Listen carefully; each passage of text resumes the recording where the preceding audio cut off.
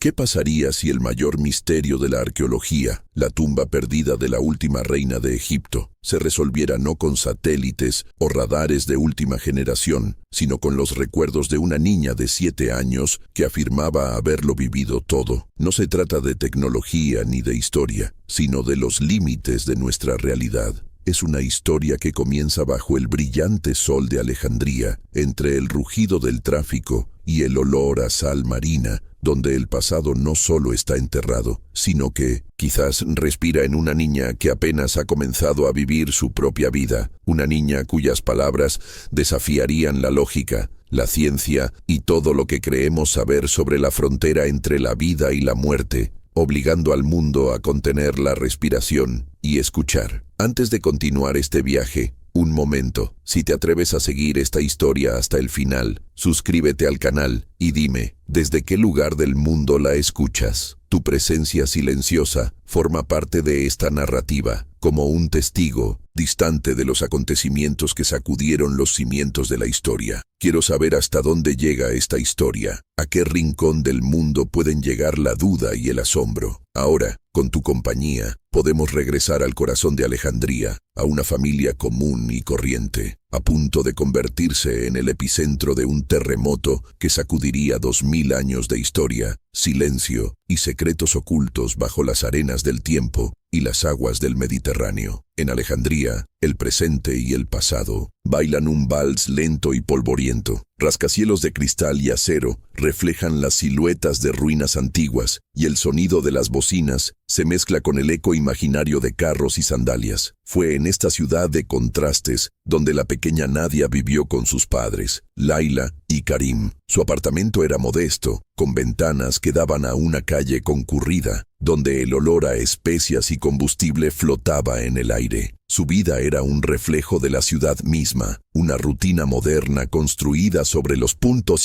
cimientos de una historia aplastante, una historia que, para ellos, era solo un telón de fondo para sus preocupaciones diarias, como las facturas por pagar y los deberes de Nadia. La rutina familiar era un refugio seguro. Laila, maestra de primaria de sonrisa cansada y gran corazón, encontraba refugio corrigiendo los cuadernos de sus alumnos. Karim, un guía turístico que pasaba sus días en las catacumbas de el Shokafa, conocía la ciudad de los muertos mejor que la de los vivos, pero siempre regresaba a casa con el polvo de la historia en las botas y un amor inquebrantable por su familia. Para ellos, la estabilidad se tejía con los hilos de la normalidad. El desayuno apresurado, el beso de despedida en la puerta, la cena compartida mientras la televisión transmitía las noticias de un mundo que parecía muy lejano al suyo.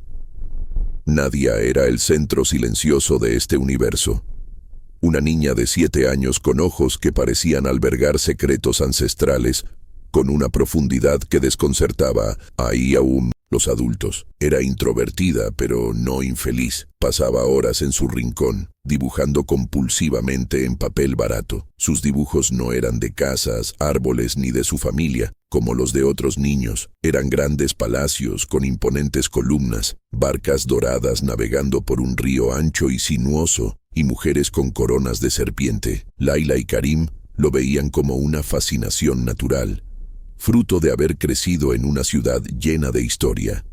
Era solo una etapa, se decían, una imaginación fértil, alimentada por las historias que contaba su padre. El clima emocional en su hogar era de amor pragmático, una fortaleza construida contra las incertidumbres de la vida. Las conversaciones nocturnas giraban en torno al precio de la comida, las reformas necesarias en la cocina o el progreso de Nadia en la escuela. El glorioso pasado de Alejandría, con sus reinas y generales, era poco más que una atracción turística para ellos, un producto que Karim vendía a extranjeros. No había cabida en sus vidas para el misticismo ni lo inexplicable. La realidad era concreta, palpable, y exigía atención constante. La magia estaba reservada para los cuentos y las fantasías infantiles, un lugar seguro donde la imaginación podía vagar sin perturbar el orden del mundo real. Sin embargo, un observador más atento podía percibir una corriente subyacente, una sutil premonición de que algo estaba a punto de cambiar. A veces, Nadia usaba palabras en sus dibujos,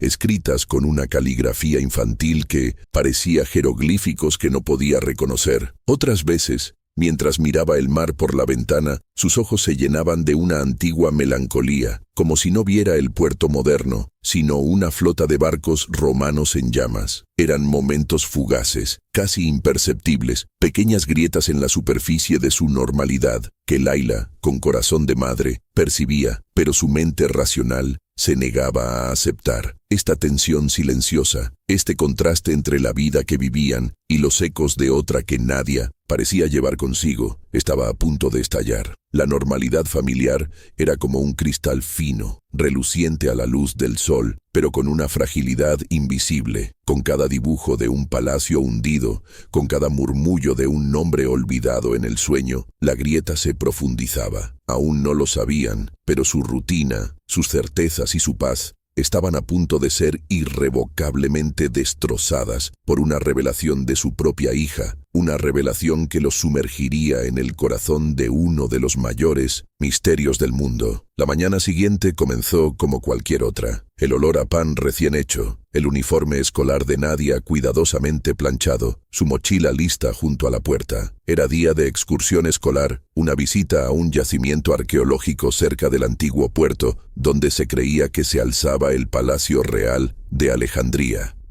Para Laila y Karim, era solo un día más en el calendario, otra actividad escolar que llenaba su rutina. Para Nadia, era el día en que el velo entre sus dos mundos, el presente y el pasado que la atormentaba, finalmente se rasgaría. El aire estaba en calma, pero cargado de una electricidad invisible, el silencio que precede a una tormenta. El sol de la tarde bañaba las ruinas del antiguo puerto, proyectando largas sombras sobre las piedras que una vez albergaron la gloria de Alejandría. Los niños de la clase de Nadia corrían, sus risas resonando entre los fragmentos de columnas, tratando la historia como un patio de recreo. Pero Nadia se quedó quieta, separada del grupo. Miraba fijamente un tramo de oscuras aguas mediterráneas, donde los contornos de las estructuras sumergidas eran visibles como fantasmas bajo la superficie. Su rostro, normalmente sereno, estaba pálido, sus pequeños hombros tensos. Había reconocimiento en sus ojos, un dolor antiguo que no pertenecía al rostro de una niña de 7 años. La maestra, contando cabezas, notó su ausencia y se acercó, lista para darle una suave reprimenda, pero se detuvo al ver la expresión en su rostro. Fue entonces cuando su mundo se hizo añicos. Sin apartar la vista del agua, Nadia habló. Su voz no era la de una niña contando una historia, sino la de alguien que afirmaba un hecho con fría y absoluta certeza. «Recuerdo cuando todo esto se hundió», dijo, con una fuerza inconmensurable. «Mi palacio.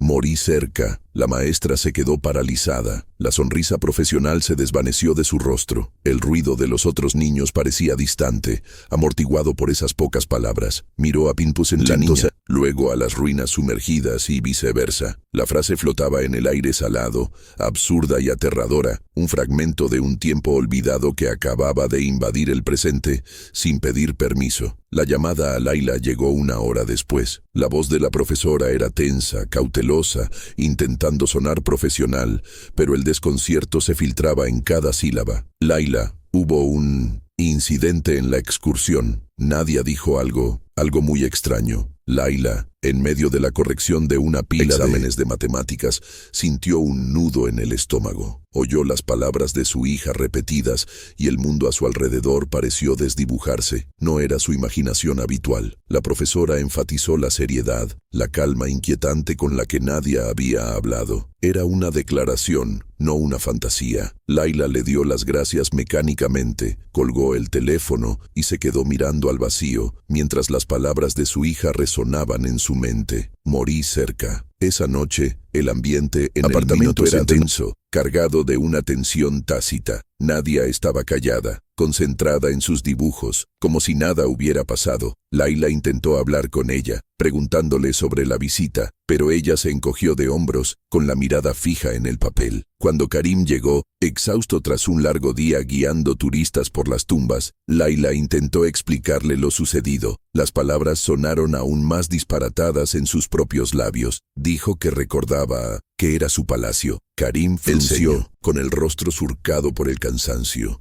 Amaba la imaginación de su hija, pero esto era diferente. El miedo en los ojos de Layla le impidió descartar la historia como una simple ensoñación infantil. Karim, el hombre práctico, intentó encontrar una explicación lógica. Layla me oye hablar de estas cosas todos los días. Mezcla mis historias con sus sueños. Es normal. Abrazó a su esposa, intentando calmar el temblor que sentía en sus hombros. Es una niña brillante. Eso es todo. Pero su intento de restaurar la normalidad fracasó. La imagen de su hija, pálida ante las ruinas, atormentaba a Layla. No era la imaginación lo que la asustaba, sino el recuerdo. La sensación de que su hija no estaba creando, sino recordando. Era una idea tan monstruosa que apenas podía formularla en sus pensamientos. La cena transcurrió en silencio, cada uno sumido en sus propias dudas y miedos. El verdadero terror llegó en plena noche. Un grito desgarrador proveniente de la habitación de Nadia rompió el silencio de la madrugada. Layla y Karim saltaron de sus camas, con el corazón latiendo con fuerza, y corrieron por el oscuro pasillo. Encontraron a Nadia sentada en la cama, con los ojos abiertos de terror y temblando incontrolablemente. La luz de la luna que entraba por la ventana iluminaba las lágrimas que corrían por su rostro. Layla la abrazó con fuerza, meciéndola y susurrándole palabras de consuelo, mientras Karim encendía la luz, buscando con la mirada la fuente del terror. Pero el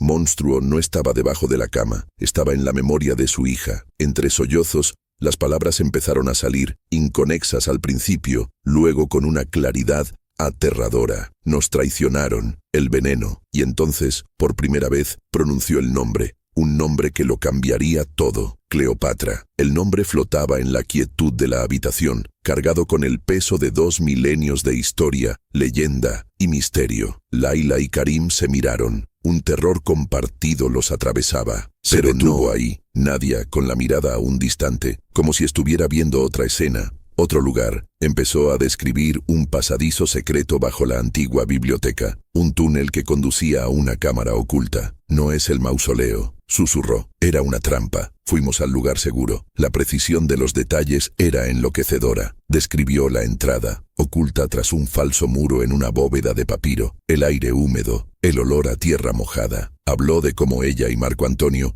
fueron enterrados allí, en secreto, para que sus enemigos nunca encontraran sus cuerpos. Cada palabra era una puñalada a la lógica de Karim, una confirmación de los peores temores de Layla. Cuando Nadia finalmente se calmó y volvió a dormirse, agotada por el terror de su propio recuerdo, sus padres permanecieron sentados en la oscuridad, en un profundo y atemorizado silencio. La fantasía de una niña se había convertido en un testimonio detallado, una afirmación imposible que los había dejado en tierra. La historia, tan extraña e íntima, no permaneció encerrada en las paredes del apartamento por mucho tiempo. Durante una desesperada conversación telefónica con su hermana, Layla soltó lo que Nadia había dicho. La pariente, entre sorprendida y emocionada, se lo contó a un amigo, quien se lo contó a otro. Menos de una semana después, un periodista de un pequeño periódico local llamó a su puerta. Desde entonces, la presa se rompió. La historia de una niña de 7 años que afirmaba ser la reencarnación de Cleopatra y que conocía la ubicación de su tumba secreta era irresistible. La noticia se hizo viral, primero a nivel local, luego a nivel nacional y finalmente explotó en el escenario internacional. La vida familiar se sumió en el caos. Las cámaras de televisión vigilaban el edificio de apartamentos. Los teléfonos no paraban de sonar. Desconocidos se les acercaban en la calle, algunos ofreciéndoles ayuda, otros acusándolos de fraude. Laila y Karim se vieron atrapados en una pesadilla, con su privacidad destruida, su hija convertida en un fenómeno mundial. Intentaron protegerla, mantenerla alejada de las cámaras, pero la historia los trascendía. Era una fusión perfecta de historia antigua, misterio sobrenatural y el poder de los medios modernos, y ellos estaban justo en el epicentro. La conmoción llegó a los silenciosos pasillos de la Academia Británica. El doctor Alistair Finch, un reconocido historiador de 55 años, especializado en el período ptolemaico, fue contactado por un importante canal de noticias para que comentara sobre el caso. Sentado en su despacho, rodeado de libros y artefactos, Finch era la personificación del escepticismo académico. No veía la historia como un misterio, sino como un engaño, un cuento de hadas cruel que explotaba la credulidad del público y, peor aún, la imaginación infantil. Su voz era serena, su lógica impecable y mordaz. Para él, la historia era un insulto a su profesión y a la metodología científica. En una entrevista televisada vista por millones de personas, el Dr. Finch desmanteló la historia con precisión quirúrgica. Habló de la falta de pruebas, del síndrome de la falsa memoria, de la tendencia humana a buscar patrones donde no los hay. Y luego, mirando directamente a la cámara, lanzó un desafío directo a la familia. Si la niña realmente posee estos recuerdos, dijo con un toque de desdén, entonces debería ser capaz de proporcionar detalles verificables. Describan un artefacto que nadie más podría conocer. Dennos pruebas. De lo contrario, esto no es historia, es histeria. Sus palabras sonaron como una sentencia, estableciendo las reglas de una inevitable confrontación entre la razón y la revelación. Estoy escribiendo bloque 3. La rebeldía del Dr. Finch flotaba en el aire del pequeño apartamento como humo tóxico. La serena arrogancia del historiador, transmitida a millones de hogares, había convertido a la familia en acusados en un tribunal global.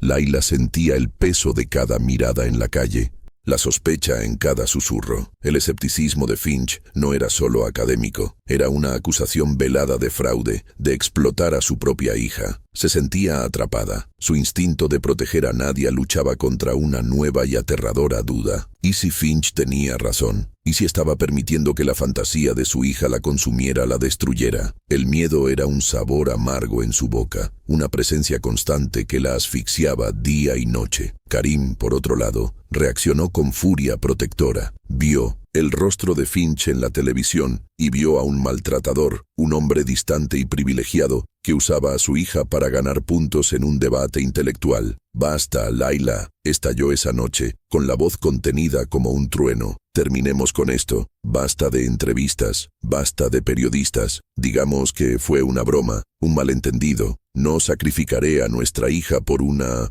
historia». Quería construir un muro a su alrededor, volver a su vida normal, aunque eso significara vivir con el fantasma de lo que nadie había dicho. Para Karim, la seguridad de su familia era más importante que cualquier vieja verdad. Mientras la tormenta emocional azotaba a sus padres, Nadia permanecía en su propio mundo, un oasis de calma en medio del huracán. Parecía ajena a la controversia que la rodeaba. Sentada en el suelo de la sala, con la luz del televisor parpadeando en su rostro, continuó dibujando. Esa noche no dibujaba palacios ni barcos, sino un objeto específico, una y otra vez, un medallón circular con dos serpientes entrelazadas, con las colas unidas en la base y las cabezas unidas en la parte superior. Su concentración era absoluta, como si transcribiera una imagen de su mente al papel. Era esta tranquilidad, esta certeza inquebrantable, lo que más aterrorizaba a Laila. No era la actitud de quien inventa, era la de quien recuerda. Finalmente, la presión se volvió insoportable. Laila sabía que no podía retroceder ni avanzar. Solo había un camino. La noche siguiente, después de que Karim acostara a Nadia, Laila entró en la habitación de su hija. La niña estaba acostada, pero tenía los ojos abiertos en la penumbra. Laila se sentó en el borde de la cama, con el corazón latiendo desbocado. «Nadia», susurró con voz temblorosa. «El hombre de la tele no te cree. Dice que necesitamos pruebas, algo que solo tú podrías saber. Hizo la pregunta que más temía. ¿Había algo más en ese lugar? ¿Algo que recuerdes? Era el momento de la verdad, el punto de no retorno. Nadia miró a su madre con ojos profundos y serios. No dudó. En una caja de madera, junto a su sarcófago, había un peine de ébano, dijo, con su voz infantil describiendo una escena de hacía 2 milenios. Tenía la insignia plateada de Isis. El nudo estaba un poco roto en un extremo. Siempre lo llevaba en el pelo cuando me reunía con los senadores. No les gustaba. El detalle estaba un poco roto. Fue lo que dejó a Layla sin aliento. Era un detalle tan pequeño, tan real, perfecto, tan no era el tipo de cosa que una niña inventaría para una gran historia. Y continuó, como si hojeara un álbum de recuerdos. Había pergaminos, los importantes, sellados dentro de un cilindro de bronce, no papiro, sino cuero muy fino. Eran nuestra correspondencia, la suya y la mía, las promesas que nos hicimos. Hizo una pausa, y entonces sus ojos se encontraron con los de su madre con una intensidad que la hizo retroceder. Y el medallón, el que llevaba bajo la armadura, el que te enseñé, señaló el dibujo arrugado en su mesita de noche. 2 serpientes, una para mí, otra para él, para siempre. Tras la revelación, simplemente se dio la vuelta y cerró los ojos, como si la conversación la hubiera agotado. Layla salió de la habitación y se apoyó contra la pared del pasillo, con las piernas débiles. Las descripciones eran tan claras, tan específicas. Un peine de ébano, pergaminos en un cilindro de bronce, un medallón de serpientes. Estas eran las pruebas que Finch había exigido. ¿Qué hacer con ellas? Revelarlas al mundo añadiría leña al fuego, exponiendo a Nadia a un escrutinio aún mayor. Karim la encontró allí, pálida bajo la tenue luz del pasillo, y vio en sus ojos que algo había cambiado. ¿Qué dijo?, preguntó, con un tono que mezclaba miedo y resignación. Layla repitió las palabras de su hija, y el silencio que siguió fue el más denso que jamás habían compartido. La discusión duró hasta el amanecer. Karim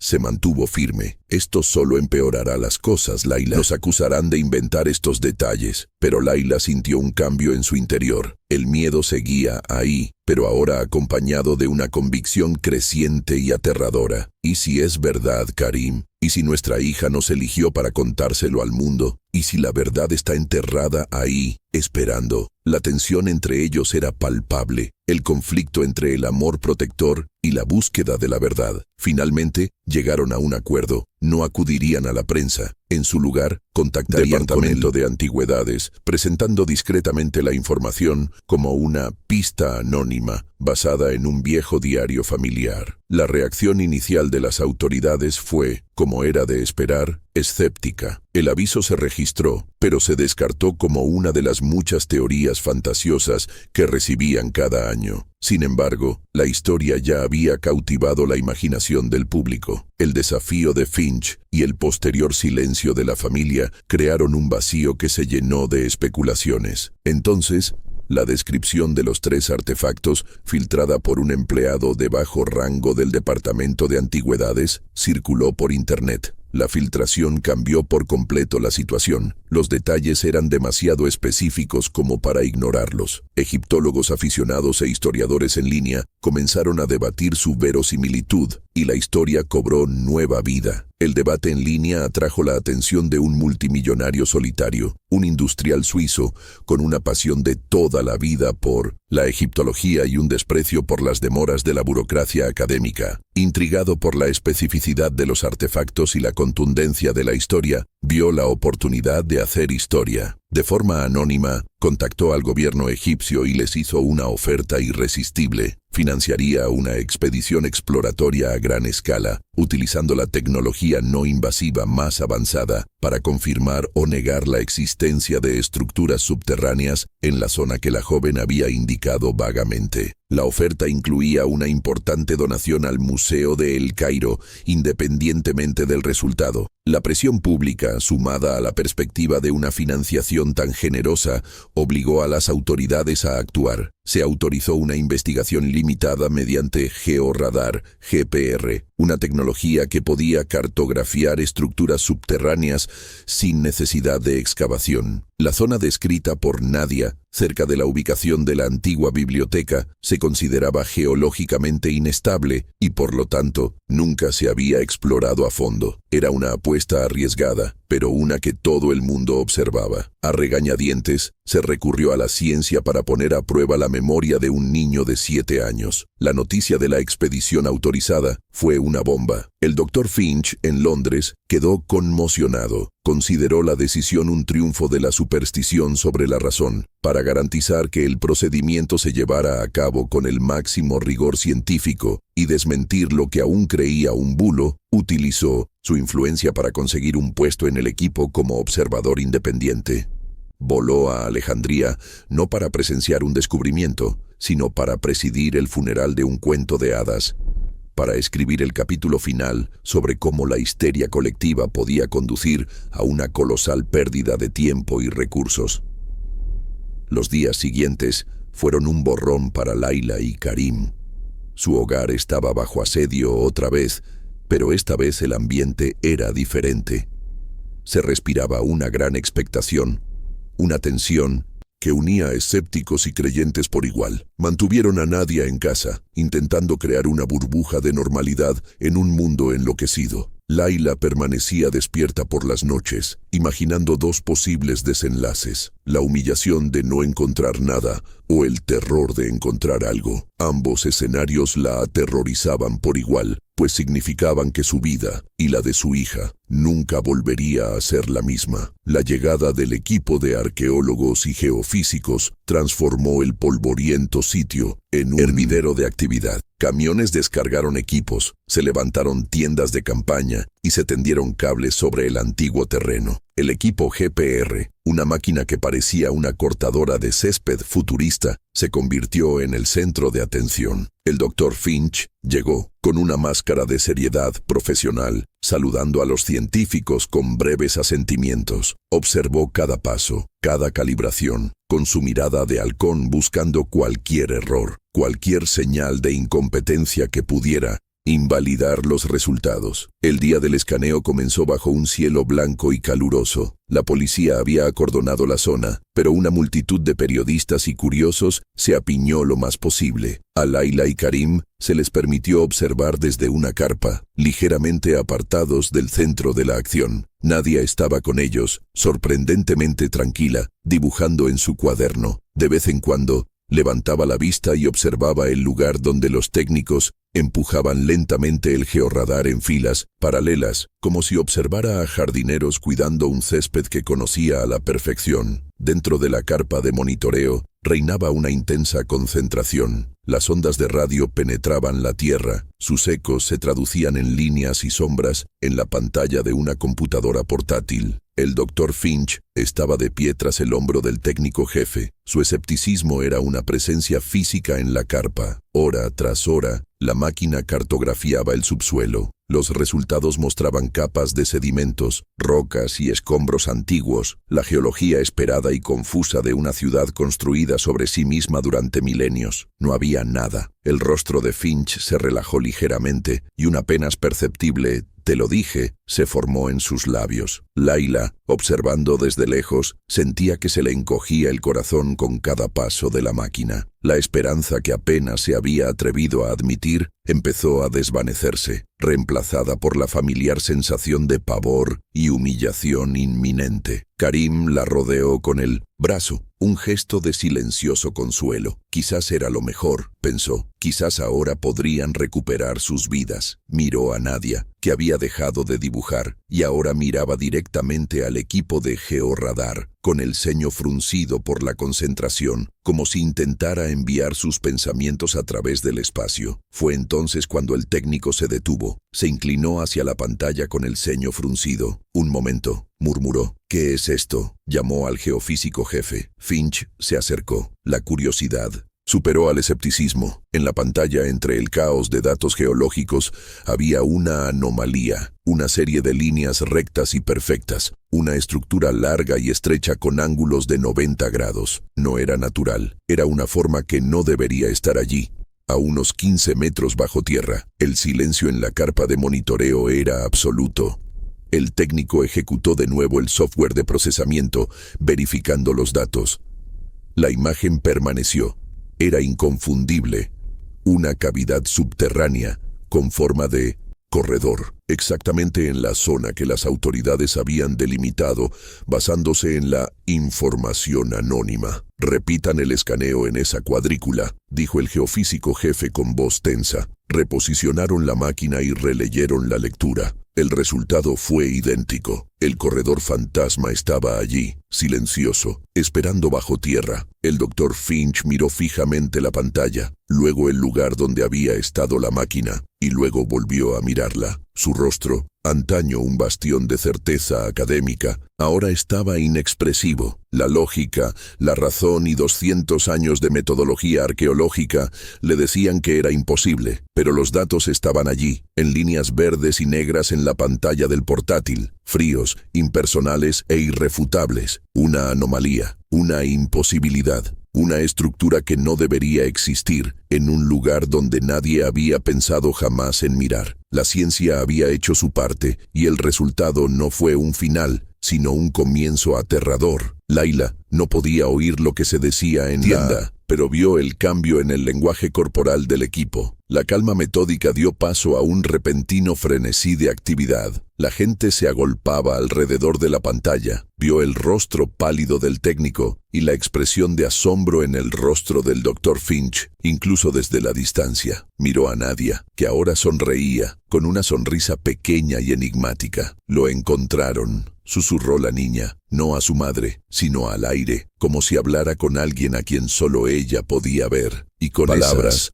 la dramática escalada alcanzó su punto álgido, dejando a todos al borde del descubrimiento. El descubrimiento de la anomalía mediante un georradar no fue una celebración, sino un trueno silencioso que conmocionó a todos. El escepticismo dio paso a una tensión casi insoportable, una electricidad que crepitaba en el aire cálido de Alejandría. La decisión de perforar se tomó en cuestión de horas, impulsada por el financiero anónimo y la presión de un mundo que ahora vigilaba cada uno de Mindomecitos y sus movimientos. Para el Dr. Alistair Finch, la anomalía planteó un desafío directo a su comprensión del universo. Era una estructura artificial donde la historia y la geología decían que no debería haber nada. Se encontró en territorio inexplorado, donde los límites de su conocimiento se desmoronaban.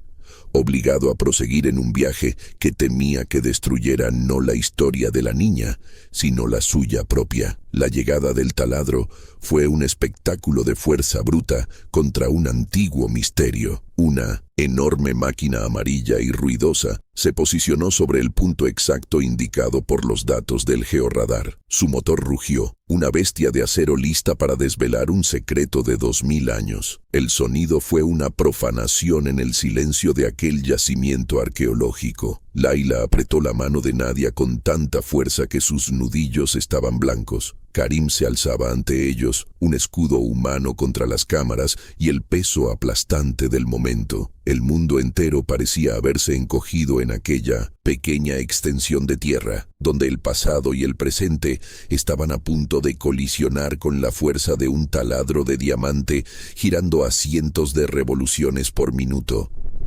El sonido de la perforación comenzó como un gemido bajo, que se convirtió en un grito agudo a medida que la broca perforaba tierra seca y luego roca. Salieron polvo y virutas. Cada centímetro perforado fue medido y anunciado con tensa formalidad. En la carpa de monitoreo, los rostros estaban congelados, todas las miradas fijas en los medidores de profundidad. El Dr. Finch observaba con febril intensidad.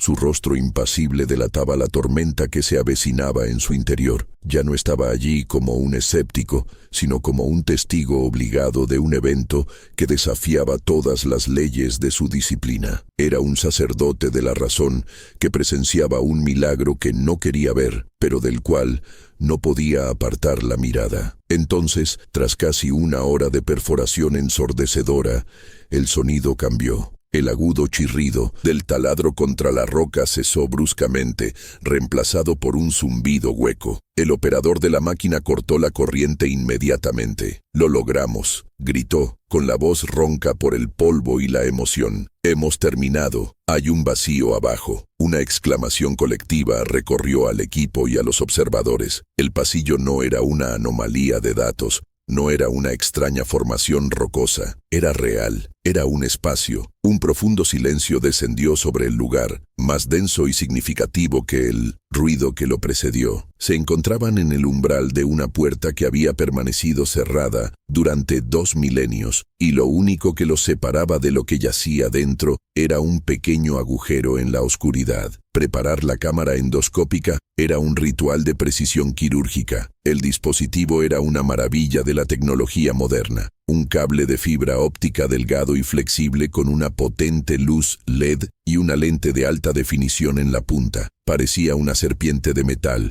lista para deslizarse hacia el corazón de la Tierra. El Dr. Finch, reafirmando su autoridad, insistió en inspeccionar el equipo él mismo, comprobando cada conexión y limpiando la lente con un paño de microfibra. Era su último acto de control, su último esfuerzo por mantener el procedimiento dentro de los límites del método científico, incluso cuando el objeto de estudio en sí mismo parecía pertenecer al reino de lo sobrenatural. La pequeña cámara era ahora una extensión de sus ojos y de los ojos del mundo. Con una delicadeza que contradecía la brutalidad de la perforación, un técnico guió la punta de la cámara hacia el agujero recién perforado. En la tienda, la pantalla principal cobró vida. Al principio, había oscuridad, polvo de perforación flotando en el haz de la cámara. Luego, al descender el objetivo, la imagen se enfocó. Muros de piedra tosca, húmedos, brillando a la luz. Y entonces, agua. Agua oscura y quieta que llenaba parte del suelo de la cámara. La cámara se sumergió bajo la superficie. El sonido del mundo exterior se desvaneció, reemplazado por el silencio submarino. La pantalla mostró un mundo perdido, una cápsula del tiempo inundada, donde cada mota de polvo suspendida en el agua parecía contar una historia. El operador, guiado por la voz serena del arqueólogo jefe, comenzó a explorar la cámara. El espacio era pequeño, casi claustrofóbico. No era la gran tumba de un faraón, sino un refugio, un escondite. Las paredes de piedra estaban mal acabadas, como si hubieran sido excavadas a toda prisa. El suelo era una mezcla de barro y escombros caídos. Por un instante, la decepción flotó en el aire. Conducía el pasillo a una cámara vacía. Era simplemente un almacén olvidado o una cisterna. El haz de luz de la cámara recorrió el suelo embarrado, revelando solo piedras y sombras. El escepticismo del Dr. Finch comenzó a resurgir, una amarga sensación de alivio y decepción. Fue entonces cuando el haz de luz captó un tenue resplandor, un reflejo que no era agua. «Alto», dijo el arqueólogo con un susurro agudo. «Vuelve a la izquierda. Allí». El operador maniobró la cámara con cuidado. Allí, medio enterrado en el barro, había un objeto. Era deforme, cubierto por siglos de corrosión y sedimentos, pero su forma sugería algo artificial. Era pequeño, quizá del tamaño de una palma. La tensión en la tienda se hizo tan densa que costaba respirar. ¿Era esto o solo otro desecho de la historia? Un fragmento sin importancia que solo serviría para profundizar el misterio en lugar de resolverlo. Se insertó un segundo tubo, más delgado, junto a la cámara. Contenía una boquilla que expulsaba chorros de aire comprimido con extrema precisión. El proceso fue lentísimo. El primer chorro levantó una nube de sedimento que oscureció la vista. Al aclararse el agua, se reveló una pequeña porción del objeto. Era metálico, probablemente bronce, con la pátina verde oscura visible bajo la capa de suciedad. Chorro tras chorro, el lodo fue cuidadosamente eliminado, como si un restaurador limpiara una frágil obra de arte. Cada nube de sedimento que se disipaba revelaba un poco más de la forma, un poco más de la verdad que yacía allí, silenciosa, en el fondo del agua. Y entonces, la imagen final se iluminó con nitidez en la pantalla de alta definición. La forma circular era completamente nítida. Sobre su superficie, dos líneas sinuosas se alzaban en relieve. Dos serpientes entrelazadas. Sus cabezas se unían en la parte superior, sus cuerpos formando un círculo infinito. No había duda, era el medallón de los dibujos de Nadia. Cada detalle, cada curva, exactamente como la mano de un niño de 7 años lo había trazado en un papel. El objeto imposible, la prueba que Finch había exigido en su arrogante desafío, estaba allí, mirándolos a través de 2 milenios de oscuridad y silencio. El sonido que siguió en la tienda no fue de excitación, sino de una profunda conmoción colectiva. Nadie habló, nadie se movió. Era como si el tiempo se hubiera detenido. El técnico apartó las manos de los controles y se quedó mirando la pantalla como si hubiera visto un fantasma. El arqueólogo jefe simplemente meneó la cabeza lentamente, de un lado a otro, en un gesto de absoluta incredulidad. Pero todas las miradas se volvieron hacia el doctor Alistair Finch, el historiador, pilar de la razón. Estaba pálido como una sábana. Su rostro era una máscara de asombro y ruina. Tenía la boca entreabierta, la mirada fija en la imagen de las dos serpientes. Era el rostro de un hombre que acababa de presenciar la completa demolición de su mundo. En su tienda, Layla vio aparecer la imagen en un monitor secundario. No necesitó explicación. Reconoció el medallón al instante. Un sollozo escapó de su garganta, un sonido a la vez triunfante y aterrorizado. Las lágrimas corrieron por su rostro, mientras se giraba y abrazaba a Nadia con desesperación, hundiendo la cara en el cabello de su hija. No era un abrazo de celebración, era el abrazo de una madre que acababa de recibir la confirmación de que su hija no era solo suya. Era un portal al pasado, un receptáculo para un alma ancestral, y en ese momento de descubrimiento abrumador, Layla se sintió más aterrorizada y sola que nunca en su vida. El descubrimiento del medallón no aportó claridad, sino más bien una onda expansiva que resonó desde El Cairo hasta Londres, sacudiendo los cimientos de la egiptología. La cámara subterránea se convirtió en el sitio más celosamente custodiado y debatido del planeta. Las autoridades egipcias, actuando con extrema cautela, anunciaron el inicio de una excavación oficial a gran escala, un proyecto meticuloso que tardaría años, quizás décadas, en completarse con la debida reverencia y rigor científico. El mundo tendría que esperar una respuesta definitiva. La pregunta de si esta era, de hecho, la tumba perdida de Cleopatra y Marco Antonio seguía en el aire, pero la evidencia inicial, el medallón de las dos serpientes, ya había cumplido su función. Validó la afirmación de una niña de una manera que la ciencia no podía explicar ni ignorar. Lejos de los focos y de los equipos arqueológicos, la familia de Nadia pagó el precio de la verdad. La vida normal que tanto anhelaban se convirtió en un lejano recuerdo. Se mudaron a un lugar tranquilo, un pequeño pueblo en el delta del Nilo, buscando el anonimato que Alejandría ya no podía ofrecer. Karim dejó su trabajo como guía turístico y Layla comenzó a educar a Nadia en casa, construyendo una nueva fortaleza de silencio y normalidad alrededor de su hija. El mundo podría debatir sobre el alma de Cleopatra, pero Layla y Karim tenían un solo objetivo: proteger el alma de su hija, asegurar que pudiera tener una infancia sin recuerdos ajenos,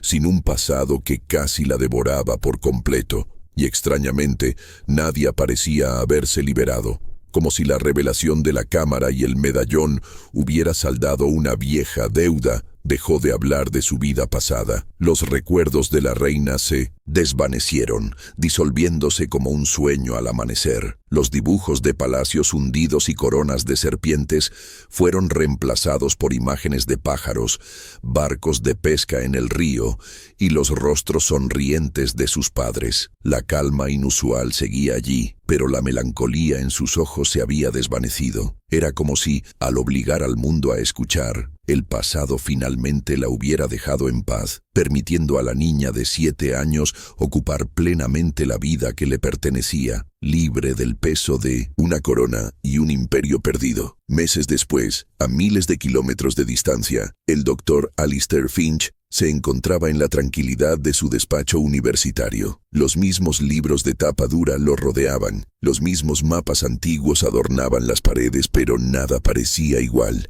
Los objetos de sus estanterías, antaño fuentes de certeza y hechos concretos, ahora parecían albergar un silencio burlón. Había regresado a su mundo de lógica y razón, pero la armadura de su certeza se había agrietado irreparablemente. Se volvió más silencioso, más introspectivo. Sus colegas notaron una nueva vacilación en sus clases, una reticencia a hacer afirmaciones absolutas. El hombre que viajó a Egipto para desenmascarar un engaño había regresado como el guardián de un misterio que no podía descifrar. Sobre su escritorio, entre papeles y publicaciones académicas, reposaba una única fotografía de alta resolución, el medallón de las dos serpientes, aún parcialmente cubierto por el lodo del tiempo. La miraba a diario. Su rostro, reflejado en el cristal del marco, no era el de un hombre derrotado, sino el de alguien radicalmente cambiado. La arrogancia había sido sustituida por una expresión de duda perpetua, una humildad nueva e incómoda. No tenía respuestas, solo tenía la imagen de ese objeto y el recuerdo del rostro sereno de una niña de 7 años, una yuxtaposición que su mente entrenada simplemente no podía conciliar. La prueba estaba ahí, pero la verdad que representaba estaba fuera de su alcance. Al final, la excavación podría, o no, descubrir los restos de la última reina de Egipto. La historia podría eventualmente catalogar el evento